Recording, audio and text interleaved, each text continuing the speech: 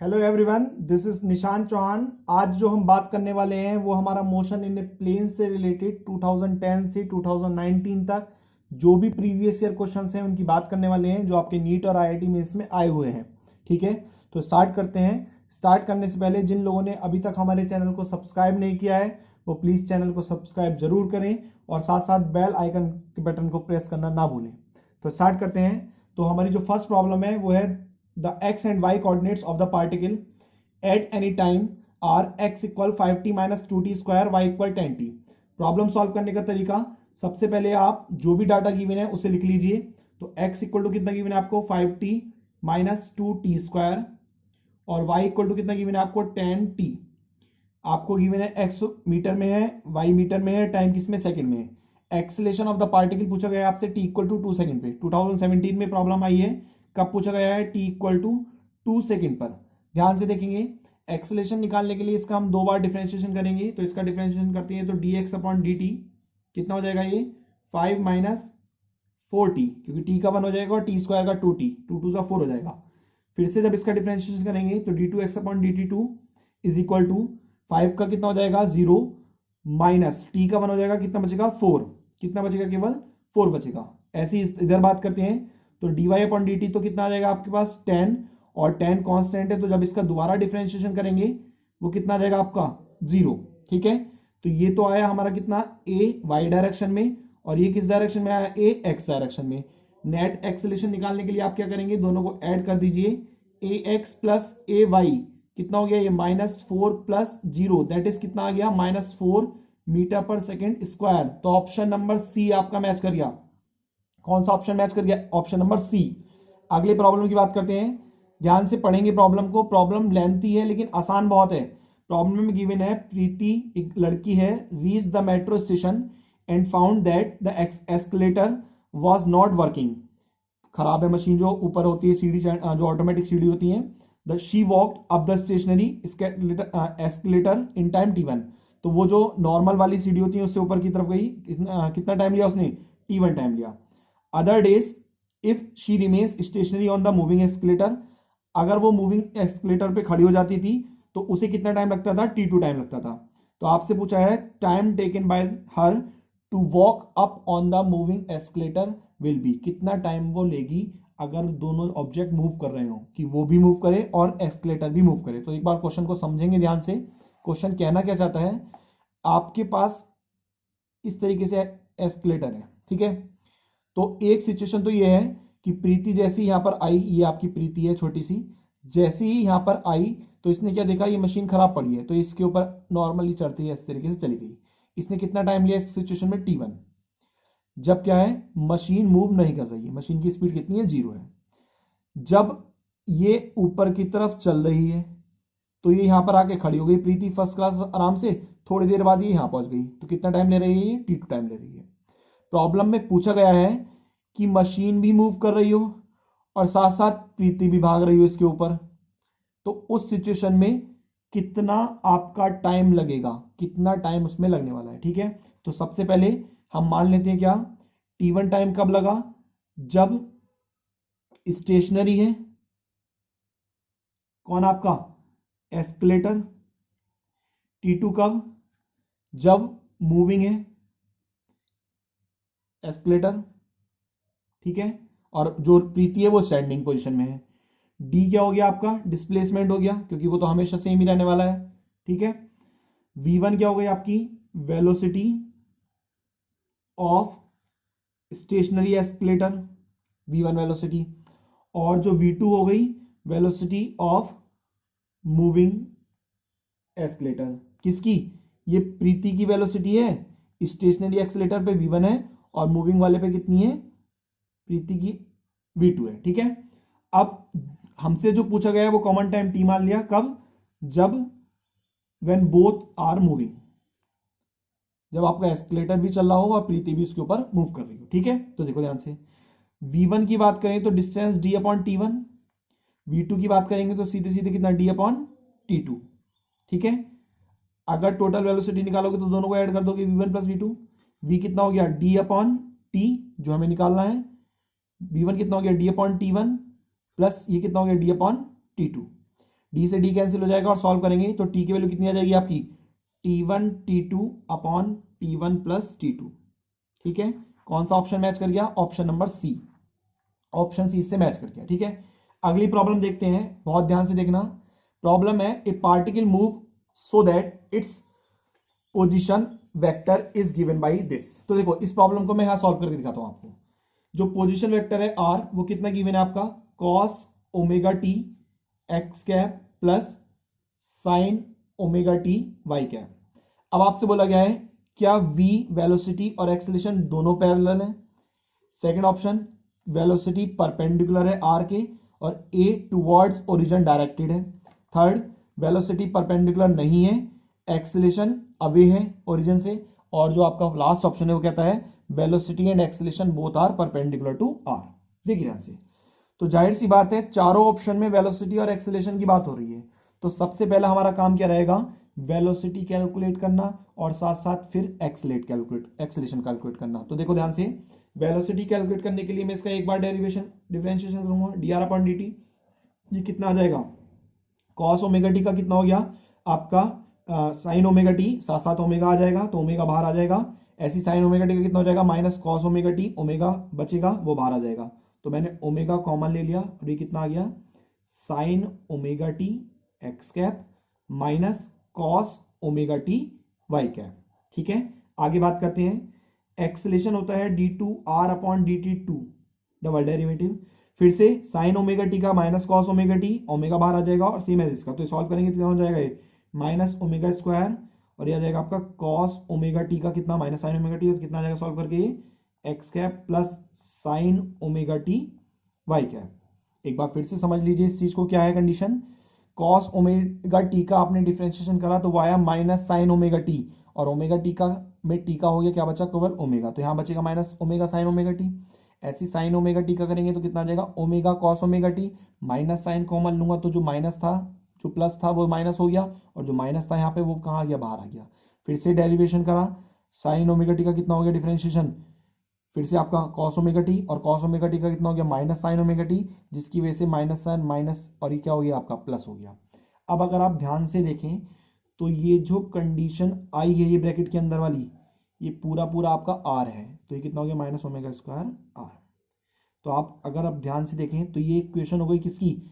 एक पार्टिकल की जो सर्कुलर पाथ पे चलेगा और जिसका ये क्या है? एक्सेलरेशन है। ये क्या है? इसका एक्सेलरेशन। तो ऑब्वियसली इतना तो क्लियर है, जब पार्टिकल सर्कुलर पाथ पे चलेगा तो एक्सेलरेशन किसकी तरफ है? Towards origin. एक्सेलरेशन किसकी तरफ है? Towards origin. अगर आप ऑप्शंस को ध्यान से देखें तो केवल और केवल ऑप्शन नंबर बी में एक्सेलरेशन टुवर्ड्स ओरिजिन है। एक्सेलरेशन किसकी तरफ है? ओरिजिन की तरफ। आप चाहें तो ऑप्शन टिक कर सकते हैं, लेकिन अगर आपको इसका पहला केस भी चेक करना है क्या कि v और r परपेंडिकुलर हैं, तो उसके लिए आप क्या करेंगे? इसे आप खुद से करेंगे क्योंकि ऑप्शन तो मैच हो ही गया है। इन दोनों का डॉट प्रोडक्ट निकालेंगे, इस क्वांटिटी का और इस क्वांटिटी का। जब आप डॉट प्रोडक्ट निकालेंगे तो मल्टीप्लाई करने पर एक क्वांटिटी निगेटिव आएगी और एक क्वांटिटी पॉजिटिव, और उनका डॉट प्रोडक्ट कितना आ जाएगा? जीरो। डॉट प्रोडक्ट जीरो आने का मतलब क्या हुआ? इन दोनों के बीच में एंगल कितना है? 90 डिग्री का। तो इस चीज को मैं डायग्राम की हेल्प से समझाता हूं। मान लो सर्कुलर पाथ पे आर रेडियस के पाथ पे कोई ऑब्जेक्ट मूव कर रहा है, तो वेलोसिटी की डायरेक्शन हमेशा कहां से रहती है? परपेंडिकुलर। और आपने पढ़ा है क्या? टेंजेंट के अलॉन्ग वेलोसिटी की डायरेक्शन रहती है। और मैथमेटिक्स में थ्योरम क्या कहती है? जो रेडियस है वो टेंजेंट की क्या रहती है? परपेंडिकुलर रहती है। रेडियस की रहती है टेंजेंट के परपेंडिकुलर। तो इस तरीके से कौन सा ऑप्शन सही हो जाएगा आपका? Option number B. Option B क्या हो जाएगा? सही ऑप्शन हो जाएगा। ठीक है, अब आगे की तरफ बढ़ते हैं। प्रॉब्लम नंबर 4 है, if vectors a equal to कितना है? Cos omega t i cap plus sine omega t j cap, और वेक्टर बी कितना है आपका? Cos omega t by two i cap plus sine omega t by two j cap. Functions हैं time के, और आपको टी की value निकालनी है जब दोनों एक दूसरे के ऑर्थोगोनल होंगे। ऑर्थोगोनल की कंडीशन क्या होती है? ऑर्थोगोनल की कंडीशन होती है वेक्टर की, दोनों वेक्टर का डॉट प्रोडक्ट कितना होना चाहिए? जीरो होना चाहिए। ठीक है, क्या होना चाहिए? जीरो।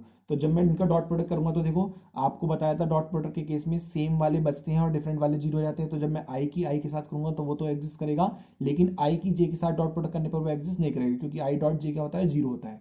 तो ये कितना आ जाएगा? ये आ जाएगा आपका cos omega t by two plus sine omega t by to, sign omega t by to.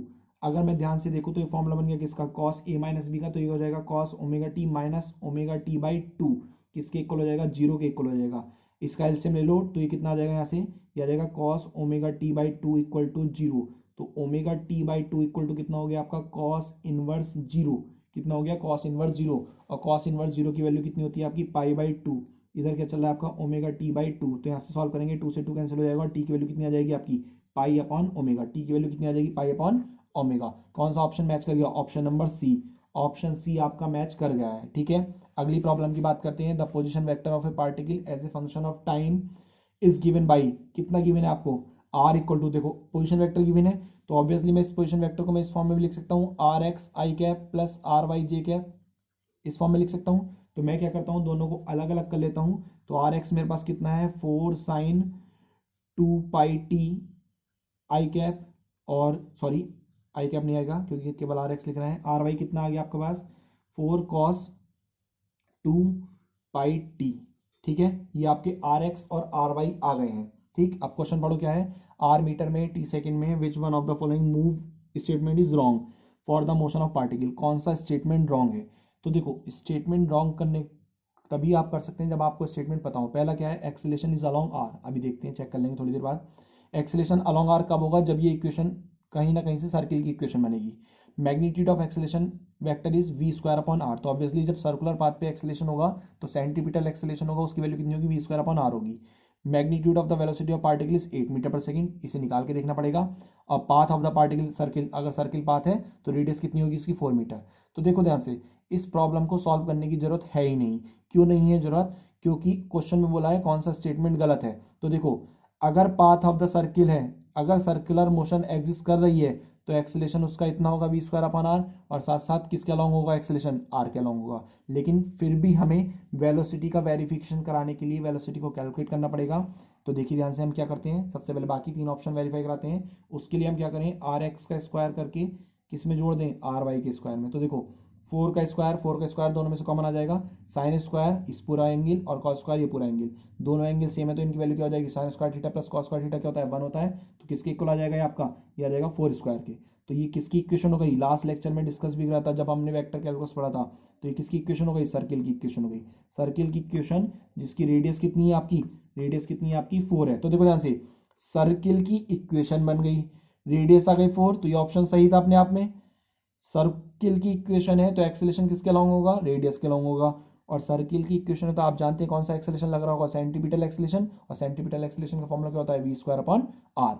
लेकिन फिर भी अगर हमें क्या करना हो, मान लो हमसे कहा जाए कि भाई इसमें से वेलोसिटी का मैग्नीट्यूड पूछ लिया जाए, तो वो कैसे निकालेंगे, तो v इक्वल टू होता है आपका D R upon d T. तो ये जो आर गिवन था, ये जो आर गिवन है आपका, इसका क्या कर देंगे एक बार डिफरेंशिएशन, इस आर का क्या कर देंगे आप डिफरेंशिएशन। तो देखिए ध्यान से, जैसे ही आप इस आर का डिफरेंशिएशन करेंगे तो ये कितना आ जाएगा, 4 कॉस 2 पाई टी, और 2 पाई टी में टी का हो जाएगा 1, तो कितना हो जाएगा 2 pi i cap minus 4 sine same as 2 pi t, फिर से 2 पाई बचेगा और साथ साथ कितना हो जाएगा जे कैप। और जब मैं इसका मैग्नीट्यूड निकालूंगा वेलोसिटी का, तो मैग्नीट्यूड निकल के आएगा हमारे पास 8 पाई अंडर रूट 2। क्यों, क्योंकि देखो 4 टू 8 पाई यहाँ से, 8 पाई का होल स्क्वायर यहाँ से, 8 पाई का होल स्क्वायर यहाँ से, तो कितना आ जाएगा 8 पाई अंडर रूट 2। तो कौन सा ऑप्शन गलत है, ये 8 मीटर पर सेकंड की गिवन है, ये होना कितना चाहिए, 8 pi under root 2 metre per second होना चाहिए। तो कौन सा ऑप्शन गलत हो गया, option number C. Option C आपका क्या हो गया, गलत हो गया। अगली प्रॉब्लम डिस्कस करते हैं, प्रॉब्लम नंबर 6। देखिए ध्यान से, प्रॉब्लम 6 जब बात करें तो प्रॉब्लम में if projectile is fired from the surface of earth, earth की सर्फेस से फायर करा गया है प्रोजेक्टाइल को with velocity of 5 metre per second and angle theta with the horizontal, जो हमारा प्रोजेक्टाइल में हमने मेन डेरिवेशन डिस्कस करा था। Another projectile fired from the another planet with the velocity of 3 metre per second at the same angle follow a trajectory which is identical with the trajectory of the projectile fired from the earth, the value of acceleration. तो देखो यहाँ से trajectory की बात कर रही है, तो ट्रेजेक्टरी की इक्वेशन क्या कहती है, y equal to x tan theta minus g x square upon 2 u square cos square theta. Trajectory की इक्वेशन यही होती है। अब क्वेश्चन के अकॉर्डिंग क्वेश्चन में जो गिवन है वो गिवन है सेम एंगल दोनों का, प्लैनेट पे भी और अर्थ पे भी, तो थीटा दोनों के लिए सेम हो गया, एक्स दोनों के लिए सेम हो गया, तो बचे क्या, जी और यू स्क्वायर। तो इसका मतलब ये हो गया कि अगर या आप इंग्लिश में भी लिख सकते हैं क्या, if g upon u square same है, अगर जी अपॉन यू स्क्वायर दोनों सेम है, देन देन जो आपकी ट्रेजेक्ट्री होगी वो भी क्या होगी, विल सेम। तो क्वेश्चन में ट्रेजेक्ट्री सेम गिवन है, तो वो कब होगी, जब ये दोनों सेम होंगे। तो ये दोनों सेम होने का तो मतलब क्या हो गया कि जी अपॉन यू स्क्वायर आपका अर्थ पे किसके इक्वल होना चाहिए, जी अपॉन यू स्क्वायर किसके, प्लैनेट के इक्वल होना चाहिए। अब देखो अर्थ पे जी की वैल्यू कितनी होती है 9.8, वेलोसिटी गिवन है 5, तो कितना हो जाएगा उसका स्क्वायर 25। जी पी हमें निकालना है प्लैनेट पे जी की वैल्यू, और यू कितना गिवन है प्लैनेट पे 3 मीटर पर सेकंड, तो उसका स्क्वायर कितना हो जाएगा 9। तो जब हम इसे फर्दर सॉल्व करेंगे तो जीपी की वैल्यू सॉल्व करके आ जाएगी हमारे पास कितनी, 3.5 metre per second square. Solve तो कर ही लेंगे आप लोग इजीली, इसे इधर ले जाइए, मल्टीप्लाई करके डिवाइड कर दीजिए, जीपी की वैल्यू हो जाएगी। तो कौन सा ऑप्शन मैच कर गया, option number A. Option A आपका मैच कर चुका है। अब अगली बात करते हैं नेक्स्ट प्रॉब्लम, प्रॉब्लम नंबर 7 है आपकी। A particle is moving such that its position coordinate x y अर्थ 2 मीटर 3 मीटर टी बराबर 0 पर। तो देखो टी बराबर 0 पर कोऑर्डिनेट क्या है, 2 मीटर 3 मीटर। फिर टी बराबर 2 सेकंड पर गिवन है, कितने गिवन है 2 सेकंड पर, 6 मीटर कितने आपके ये सॉरी हाँ 6 मीटर 7 मीटर। और फिर एंड 13 मीटर और कितने हैं, कहाँ पर है 5 सेकंड पे। तो टी बराबर 5 सेकंड पे कितने हैं 13 मीटर 14 मीटर। अब ध्यान से समझेंगे, क्वेश्चन में जो पूछा गया है एवरेज वेलोसिटी पूछी गई है टी बराबर 0 से टी बराबर 5 पे। तो टी बराबर 0 से टी बराबर 5 पे क्या पूछी गई है, एवरेज वेलोसिटी निकालने के लिए डिस्प्लेसमेंट की जरूरत पड़ेगी, और डिस्प्लेसमेंट के लिए हम इनिशियल और फाइनल पॉइंट लेते हैं। तो इसका मतलब इसका कोई रोल नहीं रहेगा, इसका कोई रोल नहीं रहने वाला है। तो मैं क्या मान सकता हूँ, मैं इसे x1 मान लूँ, इसे y1 मान लूँ, ये मेरा x2 हो गया, ये मेरा क्या हो गया y2 हो गया। एवरेज वेलोसिटी का मुझे जनरल फॉर्मूला पता है, क्या होता है, x2 minus x1 i cap plus y2 minus y1 j cap, और डिवाइडेड बाई किसके, t2 माइनस t1 के। ठीक है, अब ध्यान से देखो, ध्यान से कैसे, x2 कितना है 13, 13 में से 2 माइनस होगा कितना बचेगा 11 आई कैप, प्लस 14 में से 3 माइनस होगा तो कितना बचेगा फिर से आपका 11 जे कैप, और 5 में से 0 माइनस होगा तो कितना बचेगा 5। तो कितना आ गया आपका 11 अपॉन 5 इधर आ गया, ये कितना आ गया आई कैप प्लस जी कैप। तो कौन सा ऑप्शन मैच हो गया आपका, ऑप्शन नंबर डी। ये आपका 2014 में आया था प्रॉब्लम। ठीक है, कौन सा ऑप्शन मैच हो गया, ऑप्शन नंबर डी। अगली प्रॉब्लम की बात करते हैं, प्रॉब्लम नंबर 8। देखिए बहुत ध्यान से देखेंगे, प्रॉब्लम इतनी टिपिकल नहीं है। प्रॉब्लम के अकॉर्डिंग है, the velocity of a projectile at the initial point A is 2 i cap plus 3 j cap. इसका मतलब ये हुआ कि ये जो प्रोजेक्टाइल बनाया है हमने यहाँ पर कुछ इस तरीके से जो बना रखा है, इसका इनिशियली ये कंपोनेंट कितना है 2 आई कैप है, और ये कंपोनेंट कितना है 3 जे कैप है। आपसे पूछा है बी पॉइंट पर, ये तो ए पॉइंट था, बी पॉइंट पे पूछा है। तो देखो ध्यान से, जब पार्टिकल आएगा तो ऐसे चला जाएगा, जब पार्टिकल आएगा तो ऐसे ही आगे की तरफ जाएगा। तो फिर से दो कंपोनेंट रिजॉल्व होंगे, एक ऐसे और एक ऐसे, एक ऐसे और एक ऐसे। तो देखो एक्स कंपोनेंट तो अभी भी कहाँ जा रहा है, पॉजिटिव में जा रहा है, लेकिन वाई कंपोनेंट कहाँ गया है, नीचे की तरफ आ गया है, नीचे की तरफ आ गया है। तो इसका मतलब ये हुआ, जब मैं इनका रिजल्टेंट लिखूंगा तो कैसे लिखूंगा, एक्स वाला तो मेरा पॉजिटिव में रहेगा, लेकिन वाई वाला कहाँ रहेगा मेरे पास, निगेटिव में रहेगा। तो बी पॉइंट पर जो वेलोसिटी कंपोनेंट होगा वो कितना हो जाएगा 2 i cap minus 3 j cap, 2 i cap minus 3 j cap. कौन सा ऑप्शन मैच कर गया, option number C. Option C आपका मैच कर चुका है। प्रॉब्लम नंबर 9 की बात करते हैं। प्रॉब्लम नंबर 9 में गिवन है, horizontal range and the maximum height of a projectile are equal. क्या क्या इक्वल कर दिया, एच किसके इक्वल कर दिया, आपका हाइट, मैक्सिमम हाइट के इक्वल, एच मैक्सिमम, और साथ साथ हॉरिजॉन्टल रेंज। ठीक है, आपसे पूछा the angle of the projection of the projectile इस कितना होगा। तो देखो ध्यान से, हमने पढ़ा है एच इक्वल टू क्या होता है, u square sine square theta upon 2g, और यही किसके इक्वल कर रखा है, u square sine 2 theta upon g के इक्वल कर रखा है, यही कंडीशन है। ठीक है, ये रेंज का फॉर्मूला हो गया, ये क्या हो गया आपकी हाइट हो गई, अकॉर्डिंग टू क्वेश्चन ये डाटा गिवन है आपका। ठीक, नाउ अब ध्यान से देखो, इसे सॉल्व कर सकते हैं, कैसे सॉल्व कर सकते हैं, हम क्या करें साइन 2 थीटा का फॉर्मूला खोल दें, तो ये हो जाएगा u square sine square theta upon 2g equal to कितना, u square 2 sine theta into cos theta upon g. अच्छा ध्यान से देखो, जी से जी कैंसिल हो गया, यू स्क्वायर से यू स्क्वायर कैंसिल हो गया, साइन थीटा से एक स्क्वायर कैंसिल हो जाएगा, यहाँ पर क्या बचा केवल साइन थीटा, यहाँ क्या बचा कॉस थीटा। इस कॉस थीटा को अपॉन में ले आओगे तो कितना हो जाएगा ये टेन थीटा, यहाँ से जो 2 है इसे ऊपर ले जाओ तो कितना इक्वल टू 4। तो थीटा कितना आ गया यहाँ से टेन इनवर्स 4, कितना आ गया थीटा टेन इनवर्स 4। कौन सा ऑप्शन मैच कर गया, option number B. Option B आपका मैच कर गया है। ठीक है, नाउ प्रॉब्लम नंबर 10 बात करते हैं, particle has initial velocity. Question में गिवन है इनिशियल वेलोसिटी, इनिशियल वेलोसिटी को हम क्या मानते हैं, नॉर्मली यू मानते हैं, कितना गिवन है 2 i cap plus 3 j cap. And acceleration को हम क्या मानते हैं, ए मानते हैं, कितना गिवन है 0.3 आई कैप प्लस 0.2 जे कैप, ठीक है। वेलोसिटी आफ्टर टाइम 10 सेकंड, तो टी बराबर 10 सेकंड पर आपसे वेलोसिटी पूछी गई है। देखो ध्यान से देखना, क्या पूछी है, टी वेलोसिटी, तो वी बराबर क्या पढ़ा आपने, यू प्लस ए टी, तो सिंपल होगी प्रॉब्लम, कितना हो गया ये 2 i cap plus 3 j cap, u की वैल्यू प्लस 10 की मल्टीप्लाई अंदर करा सकते हैं, लेकिन मैं लिख देता हूँ प्रॉपर, ये आपका एक्सेलेरेशन था कितना 10 इंटू 0.3 आई कैप प्लस 0.2 जे कैप। अच्छा देखो 10 की मल्टीप्लाई करेंगे तो 3 आई कैप बच जाएगा, ये कितना बच जाएगा 2 जे कैप, तो कितना हो जाएगा टोटली 5 आई कैप प्लस 5 जे कैप। अगर आपसे मैग्नीट्यूड निकालने के लिए कहा जाए तो कितना हो जाएगा, स्क्वायर रूट में पहले का स्क्वायर प्लस दूसरे का स्क्वायर, तो ये कितना आ जाएगा 5√2 यूनिट्स, कितना आ जाएगा 5√2 यूनिट्स। कौन सा ऑप्शन मैच कर गया, ऑप्शन नंबर बी मैच कर गया आपका, कौन सा ऑप्शन मैच कर गया, ऑप्शन नंबर बी। अगली प्रॉब्लम देखते हैं, प्रॉब्लम नंबर 11। देखिए ध्यान से, बहुत ध्यान से समझेंगे।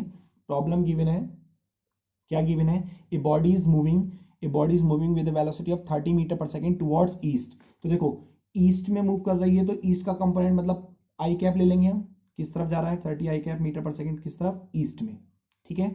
और जो आफ्टर 10 सेकंड बाद किधर जा रही है, वो becomes north 40 metre per second से, तो उसे V2 मान लो कितना 40 जे कैप मीटर पर सेकंड, और किस तरफ जा रहा है इस बार, ये नॉर्थ की तरफ जा रहा है, ठीक है। आपको क्या निकालना है, सबसे पहले चेंज इन वेलोसिटी डेल्टा भी कितना हो जाएगा आपका 40 जे कैप माइनस 30 आई कैप। आपसे कहा जाए क्या, मैग्नीट्यूड निकालो डेल्टा वी का, तो कितना आ जाएगा स्क्वायर रूट में 40 का स्क्वायर और प्लस माइनस ऑफ 30 का स्क्वायर, तो ये कितना आ जाएगा सॉल्व करके 50, कितना आ जाएगा 50 मीटर पर सेकंड। आपसे पूछा गया है एवरेज एक्सेलेरेशन, ए एवरेज निकालने के लिए क्या कर दो, चेंज इन वेलोसिटी अपन जो भी टाइम डिफरेंस था, कितना हो गया ये आपका 50 डिवाइडेड बाई कितना, कितना आपका time difference, the average acceleration of the body is कितना होगा, तो देखो आफ्टर 10 सेकंड, तो डिवाइडेड बाई कर देंगे 10, तो कितना आ जाएगा ये 5 मीटर पर सेकंड स्क्वायर। कौन सा ऑप्शन मैच कर गया, ऑप्शन नंबर सी मैच कर गया, ठीक है। नाउ अब बात करते हैं प्रॉब्लम नंबर 12 की, बहुत ध्यान से समझना प्रॉब्लम नंबर 12 को। क्वेश्चन में गिवन है missile is fired from maximum range, for maximum range के लिए फायर करिए with an initial velocity of 20 metre per second. तो देखो अगर मिसाइल को ऐसे फायर किया गया है, ठीक है, तो ये हो गई इसकी रेंज r, और ये हो गई इसकी मैक्सिमम हाइट h, ये डिस्टेंस हो गई कितनी r/2, ठीक है। और हमने u वेलोसिटी से थ्रो करा मान लो इस तरीके से, तो कितना एंगल बना के जा रहा है, मैक्सिमम रेंज कब होगी, जब 45 डिग्री से जाएगा, ठीक है। और उसने पूछा है इफ g इक्वल टू कितना आपका 10 metre per second, if g equal to कितना 10 मीटर पर सेकेंड स्क्वायर, तो range of the missile will be. तो देखो ध्यान से, बहुत आसान है, कुछ नहीं करना आपको, मैक्सिमम रेंज के लिए थीटा कितना बता दिया मैंने आपको 45 degree, r maximum equal to कितना हो जाएगा यू स्क्वायर साइन 2 थीटा होता है तो 90 डिग्री, और डिवाइडेड बाई जी, और यू की वैल्यू कितनी है आपकी 20, तो 20 का स्क्वायर डिवाइडेड बाई जी की वैल्यू कितनी हो गई 10, ठीक है। तो ये कितना आ गया आपका सॉल्व करके, ये आ गया आपका सॉल्व करके 40 मीटर। कौन सा ऑप्शन मैच कर गया, ऑप्शन नंबर डी, ठीक है। नाउ अगली प्रॉब्लम देखते हैं। प्रॉब्लम में ए projectile is fired eight an angle of 45 degree, कितने एंगल से 45 डिग्री से, विद द हॉरिजॉन्टल से 45 डिग्री एंगल बना रहा है, ठीक है। The elevation angle of the projectile at the highest point of seen कितना होगा। तो देखो ध्यान से, मैं चलो दूसरा डायग्राम बनाते हैं, वरना पहले वाले डायग्राम से काम चल जाता। क्या कुछ इस तरीके से हमने ऑब्जेक्ट को थ्रो करा, ये मैक्सिमम हाइट के लिए हो गया h, ये डिस्टेंस कितनी हो गई r/2, टोटल कितनी होती है रेंज r, ठीक है। कितने एंगल बना के थ्रो करा है हमने 45 डिग्री। आपसे बोला है कि जहां से थ्रो करा है अपने ऑब्जेक्ट को, जहां से थ्रो करा है उससे जो मैक्सिमम हाइट है वो कितना एंगल बना रहा है, ये अल्फा पूछा गया आपसे। क्या पूछा गया है, अल्फा। तो देखिए ध्यान से, अकॉर्डिंग टू क्वेश्चन h हमने पढ़ा है क्या, h इक्वल टू क्या होता है u square sine square angle कितना है 45 डिग्री अपॉन जी, सॉरी 2g, तो कितना हो जाएगा ये यू स्क्वायर अपॉन 4g, ठीक है। साइन स्क्वायर 45 की वैल्यू 1/2 आ जाएगी। ऐसी r कितना हो जाएगा यहाँ से हमारे पास u square sine 90 divided by कितना g, तो कितना आ गया यू स्क्वायर अपॉन जी, दोनों चीजें आ गई। अब हमें निकालना है अल्फा, तो टेन अल्फा कितना हो जाएगा, ध्यान से देखो टेन अल्फा कितना हो जाएगा h divided by r/2 perpendicular upon base, इनकी वैल्यू पुट कर दो h की और r की, तो कितना हो गया you square upon 4g divided by you square upon 2g। जब इसे सॉल्व करेंगे तो कितना आ जाएगा 1/2, तो यहाँ से अल्फा की वैल्यू कितनी आ गई tan इनवर्स 1/2, ये किसकी वैल्यू आ गई आपकी अल्फा की वैल्यू आ गई, ठीक है। नाउ अगली प्रॉब्लम की बात करते हैं, प्रॉब्लम नंबर 15, ये हमारी सेकंड लास्ट प्रॉब्लम है, फिर एक प्रॉब्लम और डिस्कस करेंगे हम। वो है हमारी the speed of the projectile at its maximum height is half of its initial speed. तो देखो ध्यान से, मान लो एक प्रोजेक्टाइल है, ठीक है। इस पॉइंट पे जो इसकी स्पीड है क्वेश्चन के अकॉर्डिंग कितनी है, इनिशियल की कितनी है, हाफ है। इनिशियली जो थ्रो करा हमने कितने वेलोसिटी करा, यू से, कितना एंगल बनाते हुए, थीटा एंगल बनाते हुए। तो ऑब्वियसली ये कंपोनेंट कितना होगा, यू कॉस थीटा, और ये कंपोनेंट कितना होगा, यू साइन थीटा। ठीक है, is it clear now. According to question we, अगर हम बात करें, देखो इस टॉप पॉइंट पे बात करते हैं हम, इस टॉप पॉइंट पे देखें तो जो हॉरिजॉन्टल कंपोनेंट होगा वी, वो किसके इक्वल होगा, यू कॉस थीटा के इक्वल होगा, इतना। और क्वेश्चन में क्या गिवन है, वी किसके इक्वल है, यू बाई टू के। तो इसी जगह क्या रख देंगे हम, u by two equal to कितना हो गया, यू कॉस थीटा। यू से यू कैंसिल हो जाएगा, और यहाँ से थीटा की वैल्यू कितनी आ जाएगी सॉल्व करके, 60 डिग्री, क्योंकि कॉस 60 की वैल्यू कितनी होती है, 1/2। ठीक है, और अब लास्ट प्रॉब्लम की बात करते हैं। देखिए ध्यान से, लास्ट प्रॉब्लम में क्या है आपका, a particle move in x y plane according to the rule x equal to a sine omega t, y equal to a cos omega t. तो एक्स कितना है आपके पास, ए साइन ओमेगा टी, और y कितना है आपके पास, a cos ओमेगा टी। आपसे बोला गया पार्टिकल फॉलो, कौन सा पाथ फॉलो करेगा। तो देखो कुछ नहीं करना, जब भी इस तरीके का डाटा गिवन हो तो दोनों इक्वेशन का स्क्वायर करके ऐड करेंगे सबसे पहले। तो मैं करता हूँ x square plus y square, कितना हो जाएगा, ए स्क्वायर दोनों में से कॉमन हो जाएगा, कितना हो जाएगा, sine square omega T plus cos square omega T. ठीक है, इसकी वैल्यू हो जाएगी कितनी, 1 हो जाएगी। तो यहाँ क्या बचेगा, केवल ए स्क्वायर, तो ये कितना हो जाएगा, x square plus y square equal to a square. और ये किसकी इक्वेशन होती है, सर्किल की। किसकी इक्वेशन होती है, सर्किल की। हैविंग रेडियस, चूंकि ए का स्क्वायर है तो रेडियस कितनी हो गई इसकी, हैविंग रेडियस इक्वल टू ए। तो कौन सा ऑप्शन मैच कर रहा है, ऑप्शन बी, सर्कुलर पाथ। तो ऑप्शन बी आपका राइट आंसर हो जाएगा। तो ये हमने सारी प्रॉब्लम डिस्कस कर ली है जो भी 2019 तक आपकी आई हुई थी। ठीक है, तो इस तरीके से हमसे जुड़ने के लिए वीडियो को लाइक करें, शेयर करें, बेल आइकन के बटन को जरूर प्रेस करें जिससे आपको नोटिफिकेशन सबसे पहले मिले। और जितना ज़्यादा आप सपोर्ट करेंगे उतनी ज़्यादा वीडियो हम बनाएंगे। ठीक है, धन्यवाद।